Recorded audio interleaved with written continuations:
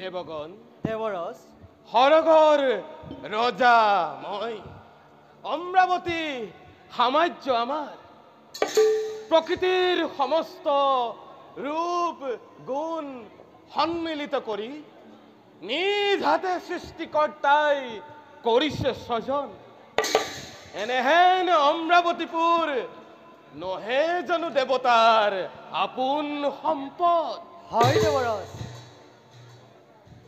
কিন্তু দেবগণ দেবৰস দেবৰ্ষি নাৰদে বাৰ্তা দি গল পৃথিবীত মহাপ্ৰলয়ৰ হব সূচনা দেবৰস পৃথিবীত জীৱ জন্তু তৰু তৃণ মানৱ কোনোৱেই নাথাকিব জীৱিত সেই মহাপ্ৰলয়ত যক্ষ ৰক্ষ দানৱবোৰে নিশ্চয় মূৰ দাঙি উঠিব আৰু সেই দানৱ বিলাকে যদি আমাৰ অমৰাৱতীপুৰ আক্ৰমণ কৰে তেন্তে তাৰ উপায় কি হ'ব দেৱগণ দেবৰস দেবতাসকলে মনুষ্য পূজা পাতলৰ পৰা বঞ্চিত হ'ব দেবৰস দেবতাসকলক পূজা পাতলে দিব কোনে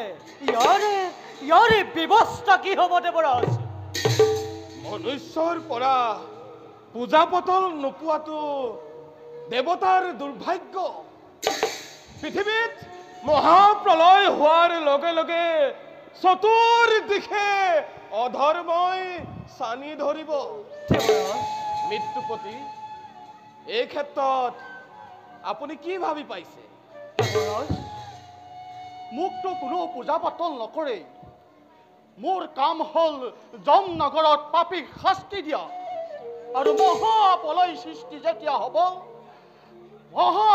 মহাপ্ৰলয় সৃষ্টি যেতিয়া হ'ব তেতিয়া মৃত্যু হৰবিলাকে মোৰ ৰাজ্যত ভৰি পৰিব আৰু মই তেতিয়া এখন নতুন যমনগৰ নিৰ্মাণ কৰিব লাগিব মৃত্যুপতি আপোনাৰ তাতে শান্তি আছে সেই দৈত্য দানৱবোৰ গৈ আপোনাৰ কাষ নাপায়গৈ, কিন্তু আমিহে তাৰ ফল ভোগ কৰিব লাগে।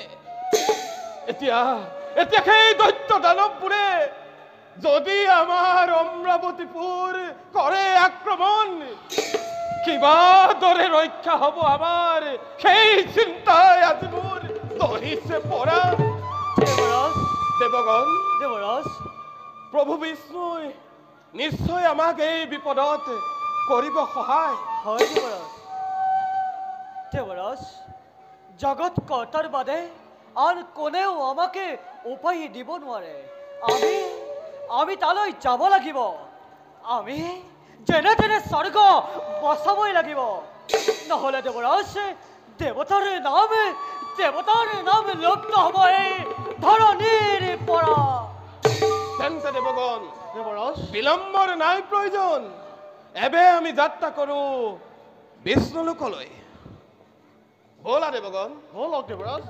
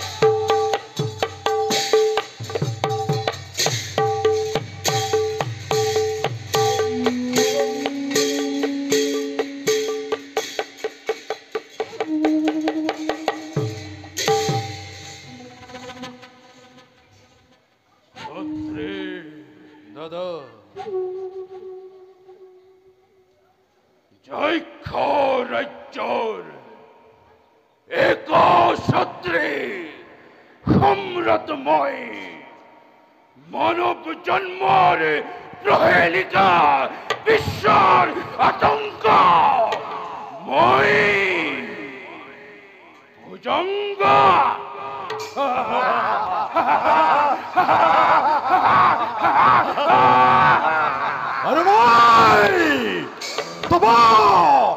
শ্রেষ্ঠ ভাতৃ নম্বর ত্রিভুজা আর মই তব কনিষ্ঠ ভাতৃ নম্বর বর্জা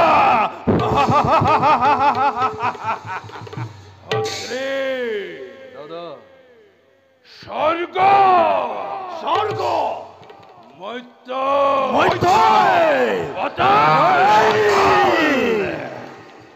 এই তিনি তরিকত নয় আমার সম কক্ষবীর সেই হে ভাতৃ সমগ্র রাজ্যতে এই ফলৰ পৰা চলাই যোৱা লুণ্ঠন বিভীষিকা হত্যা লাগে কেৱল মোক হত্যা হত্যা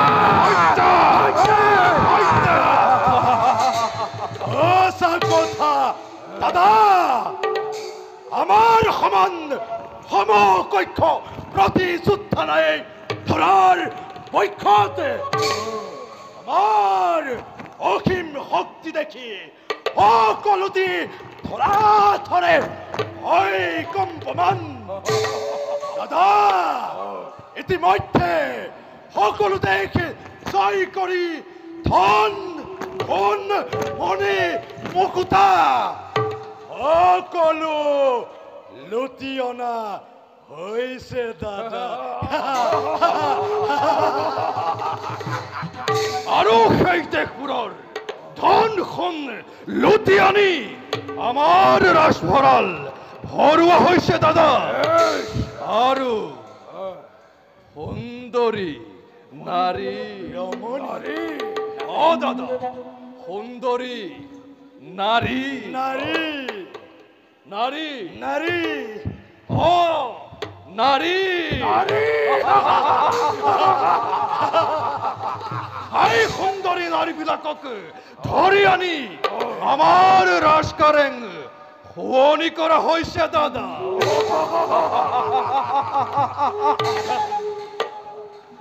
বেশ উত্তম ভাইগণ দাদা উত্তম।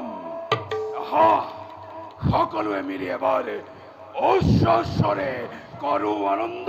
জয় যক্ষরাজ ভুজঙ্গর জয়, জয় যক্ষরাজ ভুজঙ্গর জয়, জয় যক্ষরাজ ভুজঙ্গর জয়, জয় জয়।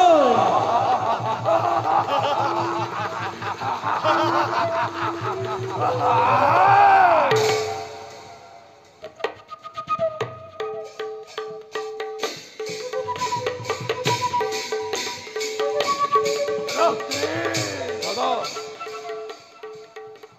ঋষি মুনি সকলে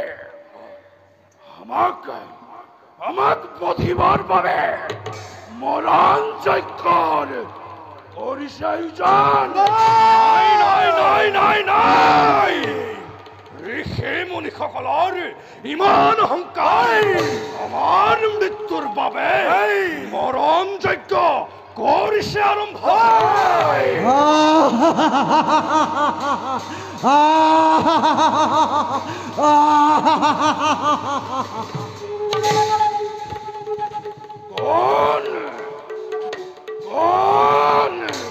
কোনে কৰে অত শস্য সৈন্য গগনাত? আদেশ কৰা দাদা, আদেশ কৰা তুমি। এতিয়াই তাকে ধৰি আনি মই মুণ্ডতাৰ কৰো ছেদন। অভদ্ৰী দাদা লৈ আনো তাক ৰাজসভালৈ। হয় দাদা।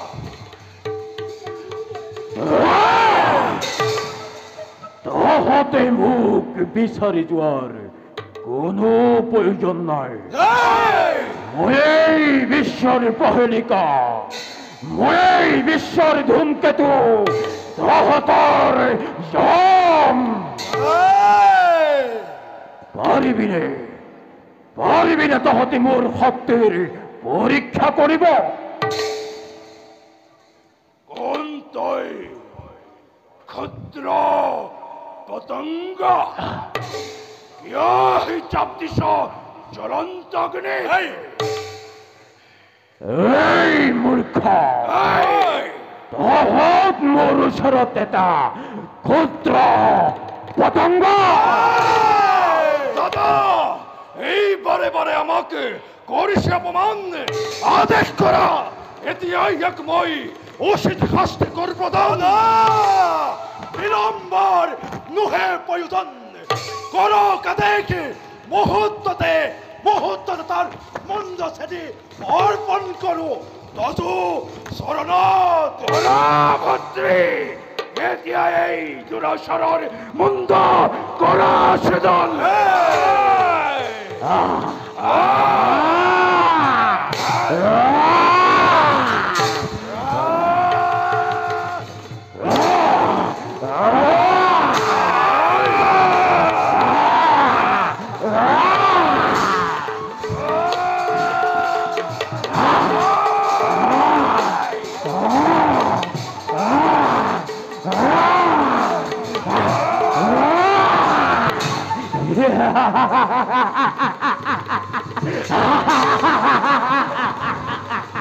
এই মূৰ্খ,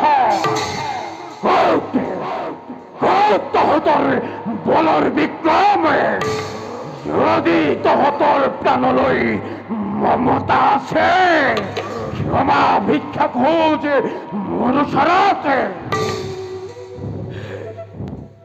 হে দৈত্যপতি, আজি হন্তে আমি আপোনাক আমাৰ ৰাজ্যৰ অধিপতি পাতিলো।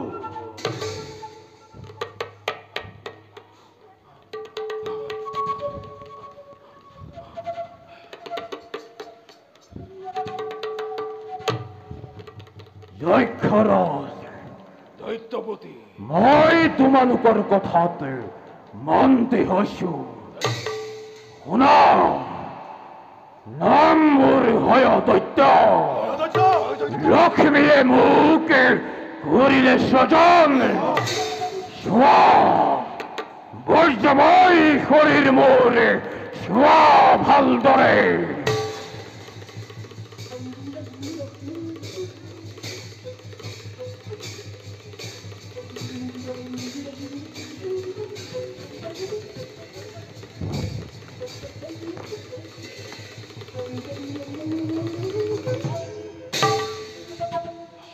দৈত্যপতি, আমি বিশ্বাস কৰিলো আজি হন্তে আমি আপোনাৰে আজ্ঞাধীন হৈ কৰ্ম কৰিম। শুনা, তাৰ আগতে মোৰ এটা মনৰ কামনা পূৰণ কৰিব লাগিব। এই মনৰ কামনা? এগৰাকী সুন্দৰী নাৰীয়ে মোক স্বামী বৰণ কৰিবলৈ কৈছে অমান্তি। দৈত্যপতি নকৰি পলাম, ক'ত সেই ৰূপৱতী নাৰী?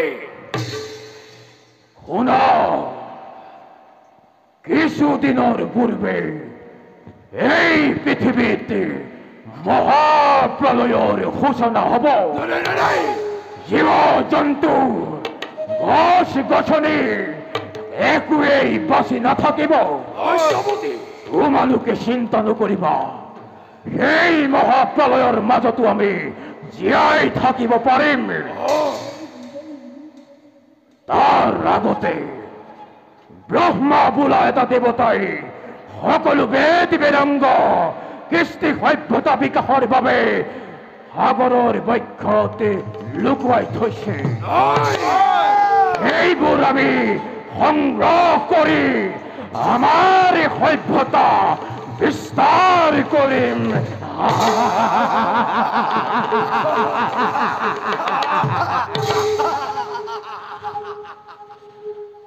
এতিয়া বলা